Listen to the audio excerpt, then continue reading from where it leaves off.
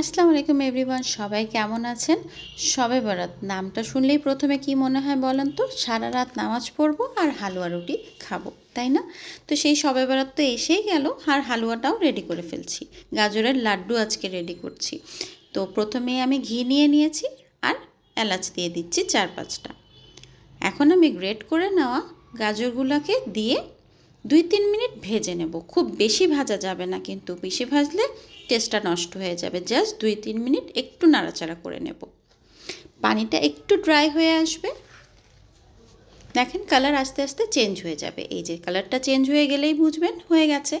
এখন এটার মধ্যে অ্যাড করে দিচ্ছি আমি condensed milk. 1/2 tin condensed milk add করে দেবেন। আমি এখানে গাজর নিয়েছি প্রায় 1 কেজির মতো। 1 কেজিতে 1/2 টিন কনডেন্স মিল্ক দিলেই যথেষ্ট।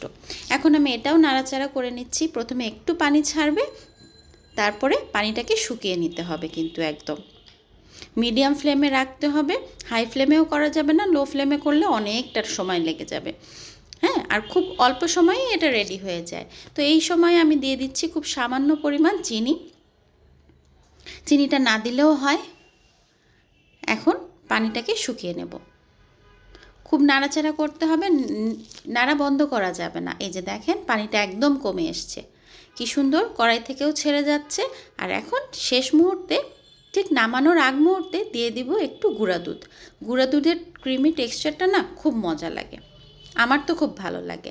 তো তাই দিয়ে দিচ্ছি গুঁড়া দুধ। এটাও মিশিয়ে নিচ্ছি। মেশানো হয়ে গেলে আমি একটা প্লেটে বের করে নিচ্ছি। এটা একটু ঠান্ডা করে নেব। গরম গরম তো আর লাড্ডু করা যাবে না, তো একটু ঠান্ডা হয়ে আসলে হাত দিয়ে গোল গোল করে নেব। জাস্ট তেমন তো কঠিন কিছুই না। দেখেন কি সুন্দর শেপ এসে যাচ্ছে। সবগুলো রেডি হয়ে গেছে। এখন আরেকটা প্লেটে গুঁড়া দুধ নিয়ে নেব। জাস্ট লাড্ডুগুলো একদম ঠান্ডা হয়ে যেতে হবে, কিন্তু গরম গরম করতে যাবেন না। ঠান্ডা হয়ে আসলে তারপরে এই যে গুঁড়া দুধে জাস্ট গড়িয়ে নেবেন। দেখেন কি সুন্দর একটা টেক্সচার এসে গেছে। খেতেও দারুণ হয়েছে। যারা গাজরের হালুয়া খায় না, এটা দেখলে সবাই খেতে যাবে।